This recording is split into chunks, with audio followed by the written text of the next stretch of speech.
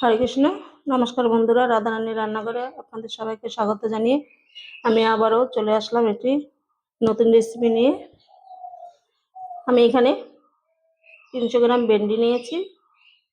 ভেন্ডি ঢেঁড়স দুটোই বলে, এখন নতুন ভেন্ডি বাজারে উঠেছে। এখন এই ভেন্ডিটা দিয়ে আমি একটা রেসিপি বানাবো। আজকের রেসিপি হলো তিল ভেন্ডি।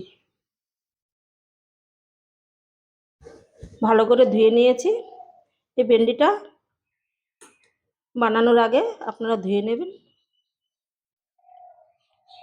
আমি এখন বানিয়ে নিচ্ছি। বোটার দাঁড়ের অংশটা আর পেছনের অংশটা একটুখানি কেটে ফেলে দেব। আর এখন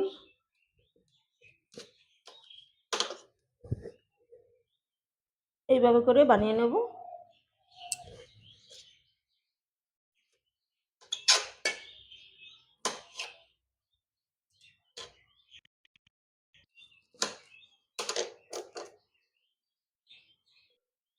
আপনারা যদি চান তাহলে 2 টুকরো করে নেবেন। এইভাবে আমি এইভাবে বানিয়ে নিচ্ছি। ভেন্ডিটা তো আমার বানানো হয়ে গেল। এখন তিল ভেন্ডি করতে গেলে তিল লাগে। আমি এখানে কিছুটা পরিমাণে তিল নিয়েছি আর 2টো কাঁচা লঙ্কা নিয়েছি। এই দুটোকে শিলনোড়ায় বেটে নেব। এখন আমি তিলটা বেটে নেব।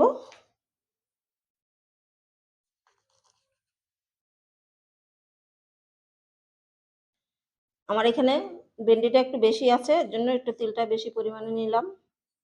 আপনারা যেরকম ভেন্ডি নেবেন সেরকম পরিমাণে তিলটা নিয়ে নেবেন।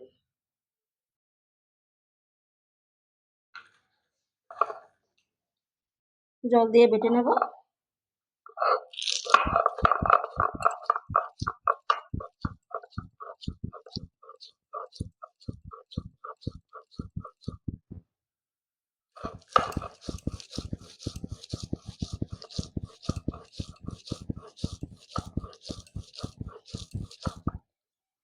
তিল দিয়ে ভেন্ডি একদম অসাধারণ লাগে।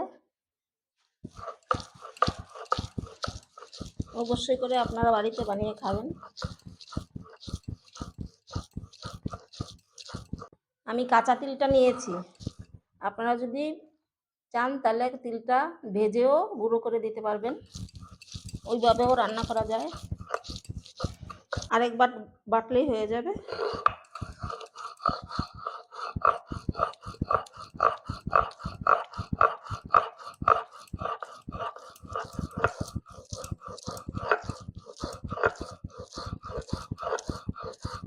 তিলগুলো বাটা হয়ে গেল, এখন তুলে নেব।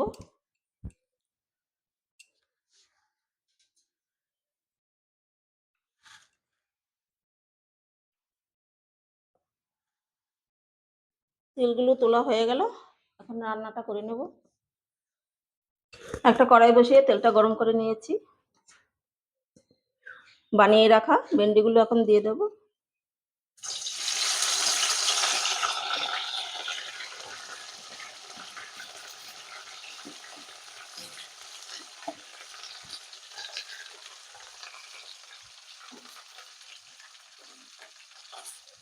হালকা পরিমাণে একটু হলুদ দিয়ে দিচ্ছি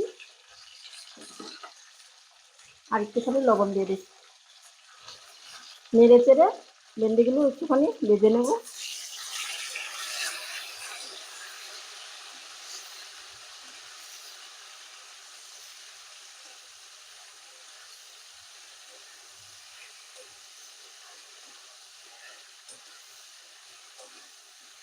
ভেন্ডিগুলো ভাজা হয়ে গেল। পুরোপুরি লাল করার দরকার নেই। এখন আমি তুলে নেব।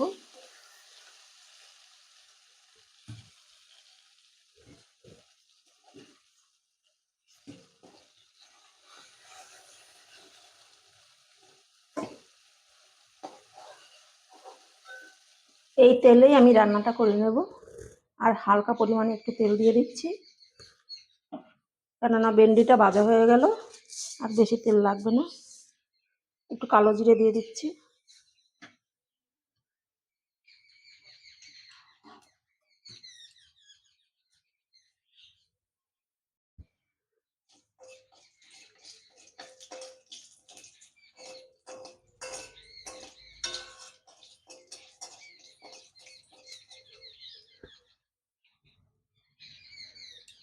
বেটে রাখা তিলটা দিয়ে দেব।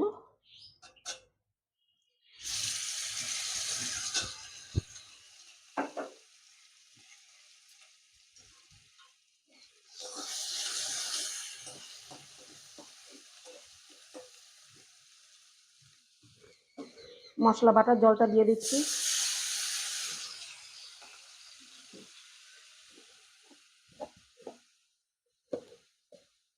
একটু হলুদ দিয়ে দিচ্ছি আর একটু লবণ দিয়ে দিচ্ছি। এই রান্নাটায় বেশি মশলা লাগে না, একটু কষিয়ে নেব।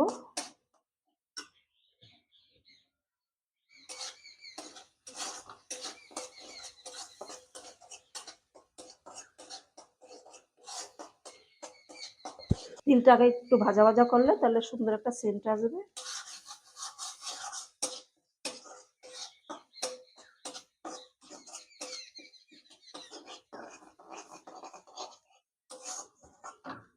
কাঁচা তিল দিয়ে করলে আপনারা এইভাবেই একটু কষিয়ে নেবেন, দেখবেন খুব সুন্দর হবে।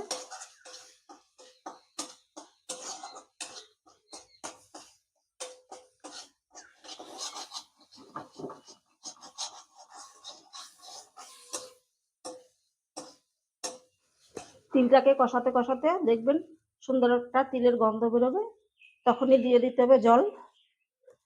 বেটে বেটে বেটেছিলাম সেই জলটা দিয়ে দিলাম।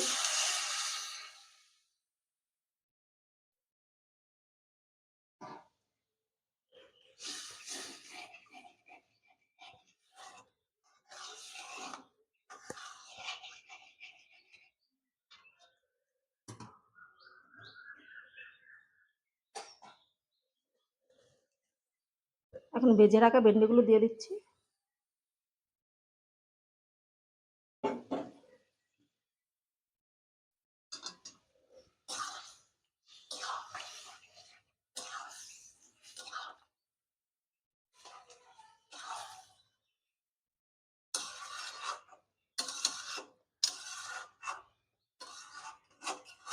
আমি এখন ঢাকা দিয়ে কিছুক্ষণ রান্না করে নিচ্ছি।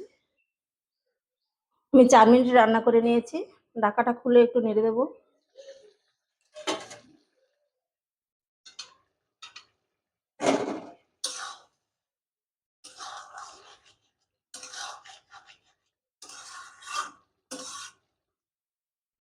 ভেন্ডি সেদ্ধ হয়ে গেছে।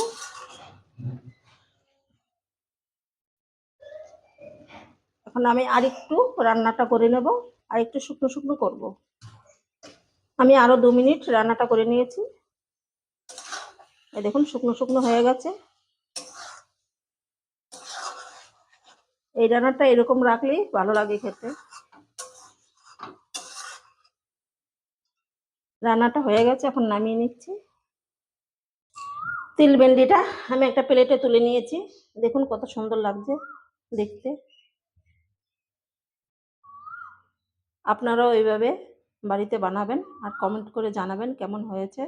ভালো লাগলে রাধারানী চ্যানেলটিকে সাবস্ক্রাইব করে পাশে থাকবেন। দেখা হবে অন্য কোনো নতুন ভিডিওতে।